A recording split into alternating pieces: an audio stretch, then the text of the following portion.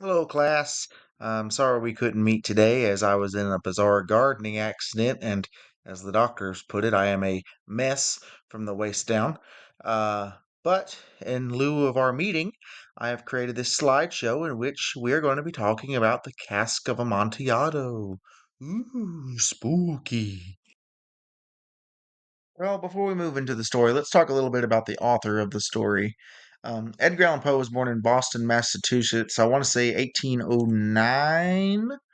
Um, and chances are you've had some kind of run in with him. Maybe you've been to Spirit Halloween and you've seen the Raven and it's got Nevermore written underneath it. Different things like that. Or maybe you've got a girlfriend and she just happens to wear black lipstick and makeup all the time, and all she talks about is Edgar Allan Poe, even though she really hasn't read any of the stories. Um, but one thing I want you to know about Edgar Allan Poe is he's been very much heralded as the kind of the father of the short story, in that he was able to streamline what he wanted to do. He was concise. He was able to show brevity in very short spurts. So he was able to he essentially get in, do what I need to do, get out without making you stay too long in a moment, because it's very easy to, if you're stuck in if you're stuck in a spooky house for too long, all of a sudden you start seeing the lines in the mask, and you're like, oh yeah, this isn't real. I forgot. Um, but it's also some of the more popular stuff that he's done. The Telltale Heart is super popular. The Raven, as I mentioned, Fall of the House of Usher, Pit and the Pendulum, Murders of Rue Morgue, Cask of Amontillado, which you'll be reading here shortly. All of these are stories you may or may not at least have heard of. One thing I do want to bring up is that he is a very cherished and heralded author. He in no way led a life of pleasure. Well, a little bit. And but what I mean by that is, by the age of two, his dad had abandoned the whole household. His mother had passed away. He went to college. He ended up marrying his 13-year-old cousin. She died of tuberculosis, and his brother died of tuberculosis. He ended up dying completely poor. Originally, it was thought that he died of tuberculosis, but I think some doctor found out that it was in fact rabies, which is known to cause like a fear of water and things like that. Um, but it's important to know that this man greatly suffered through his entire life and died very poor. But his writing has kind of gone on to inspire, Stephen King, Dean Koontz, all these super famous writers, as time goes on. But he's also the person that kind of put short stories on the map, to where, okay, I don't mind sitting here for 5 pages, because this is going to be a really cool 5 pages. Now, as we talked about in the previous slide, Edgar Allan Poe is a master in keeping things simple. And as someone who's come from the car business, there's an old adage called KISS, or KISS, that stands for keep it simple, stupid. And essentially it just means don't overcomplicate things. Sometimes the basics are there for a reason, right? They're good at something. And Edgar Allan Poe is very good at streamlining fear or terror, not overcomplicating it. In the instance of the story, you have a gentleman, Montresor, who feels as though he has been wronged. We don't even learn really how he's been wronged. All we know is that Fortunato has slandered his family name in some way, and by golly, I guess that means you got to go. Also, something to keep in mind in the simplicity of the story, you really don't have many set pieces going on here. This, when we first meet Montresor and Fortunato, they're in a carnival. And this would be more akin to what you understand is like Mardi Gras, with, oh, everyone's wearing the elaborate clown masks, everyone wearing the jester caps with the bells and uh, things of that nature. Everyone's kind of having a good time. But to understand a little bit of the background on this, first off, the word carnival is when you split the word up, you have carn and vol. Carn meaning flesh, and vol meaning farewell. So a big thing about Carnival is it's a secular holiday that comes from Lent in Christianity. It's kind of it starts it where, okay, you get to overindulge, overindulge, overindulge, knowing that for the next 30, 40 days you're not going to be able to do that whatsoever. So it's very much a day of excess. And between wearing costumes, excessive drinking, all kinds of lewd behavior. This is very much a setting where guard is down because everyone's just trying to live up as much as they can. Now, something I do want you to keep in mind is this, because keep in mind we are in a carnival, and below you kind of have an illustration of it with Fortunato wearing the jester's cap, and he's got the alcohol because he loves to drink, and you've got Fortunato with his little spade, and you don't know what he's going to do with that yet, but it's going to come up. Um, I want you to think about why might it be pleasurable that Fortunato is wearing a jester's outfit or a clown outfit. One thing you may or may not know is that jesters are often depicted as the fool, especially like tarot readings. Jesters are always the fool, right? They don't know much. They just kind of blindly go wherever. Agents of chaos, that kind of thing. So as the story kind of goes on, I want you to approach it from the point of view of you are someone who has been slandered by someone, and you plan on getting them back. And while you're getting them back, they're going to be dressed in jingle bells and a clown outfit. And why might that be pleasurable to you?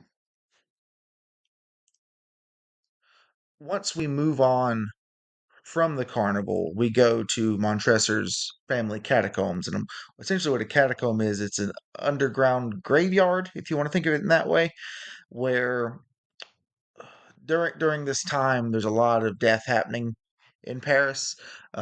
Millions and millions of people are dying, and there's nowhere to put them. And of course, if you are going to bury them, you're going to make them pay hefty. Most people can't pay it, so they put them underground in a catacomb. And essentially, a catacomb is just a large underground tunnel. The torches, skulls lining the walls, that kind of thing. Um, this becomes a very, very popular way of disposing of bodies, as bodies smell, right? And you don't just want those on the streets. So if you can't afford a burial, they're putting you underground. It is also not uncommon for wealthy families to have their own catacombs beneath their estates.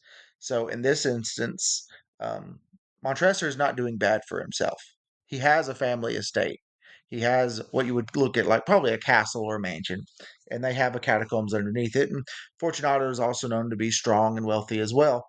Um, and as Montresor is promising Fortunato this wine, he's saying, "Okay, come to my family catacomb. I've got some really nice wine down here." And I want you, as you read the story, to be thinking about why, in what way might it be important that if I'm going to hurt this man for disrespecting my family, why might I choose to do it in the place where my family is buried? So think about that as you begin to think about the story and go through the story. This is just a very tiny fraction of what the catacombs under Paris look like. And as you can see, you have just in this corner, dozens of skulls, dozens of what look like vertebrae. Who knows what else going on there, just kind of decorating the walls. Right. So, what do I want you to do? Well, step one, I want you to read the story. I have uploaded two versions. The first version is the original text, written in 1820. Um, the reason why this text might be hard to approach is that it was written oh yeah, 200 years ago. So where he's not talking in skibbity toilets and rizzlers, and he's talking very much in the tongue of his time. What I have done is also attached a more modern version that will be a little nicer to you. I do encourage you read the original version for sure, but if you just find that the language barrier is just too distracting, take the other route. You're going to get the same story no matter what, but that's at least going to give you the information you're going to need. After you finish that, I want you to open up a Google Doc, and I have 8 questions for you to answer, and I want you to think about. After which, I want you to create a plot, and I just want you to say, "Oh, this is the exposition of my story. This is the rising action. This is the climax. This is the falling action. This is the resolution." Or do we get a resolution? Um, and that's all you'll be doing for this assignment. This is page one of your questions, just to kind of talk about a few of them, right? So, question number two is, what about Montresor makes him an especially effective enemy to Fortunato? So in that, by now, hopefully you've read the story. Think about how he treated them the whole time. Did Montressor come up to Fortunato and like, "Oh, you wicked snake of a man, how dare you talk about my grandmother? Oh, by the way, I have this nice wine in my basement. Come on." Okay, friend. No, that's not how it happened. So to answer that question, think about how did Montressor approach Fortunato to convince him to come with him? This is page two of the questions. Again, I'll just talk about one question briefly. Is to whom do you suppose Montressor is telling the story? Now, regardless of the version of the story you read, the last two sentences roughly read something along the lines of all of this has been half of a century ago, a century being 100 years. So all of this is 50 years ago. So if we're guessing Montressor's 20, 30 years old at the time, by now he's 70, 80 years old. So pretend you're 70 or 80 years old. You've committed a crime. You have done something to an enemy, and you know where they are, and no one else does, and you haven't been caught. Why might you tell this? It could be because of guilt. Maybe it's just eating at you. Maybe maybe you just are still getting a kick out of it and you just brag to whoever. But also something to keep in mind, this person is 80 years old. So it's very possible that I don't want to say that this is a form of prayer, but it could be seen as like this is me coming clean in my later years to whatever higher being I think is listening to me. Um, all possibilities, but which one do you think it is? For those of you who had any confusion, this is the little diorama I want you to use when doing your plot of the story. So you're going to start in your exposition, and as we've talked about in the past, exposition is where am I? Who am I with? What do I know about my surroundings at all? Uh, and you've got your inciting incident, which is just how does the story kind of kick off? What starts the whole thing? And you have your rising action with okay, what goes on from there? Climax is your top of the roller coaster, top of the skyscraper. We're not getting any higher. This is the big moment. What is that? And then falling action, like how do we come down from that? And then the resolution. Um, we'll talk more about like okay, who came out of the situation? Maybe what do they pull from it? Do all of our characters hold hands and smile as they go back to the carnival, or does something else happen? That's all, folks.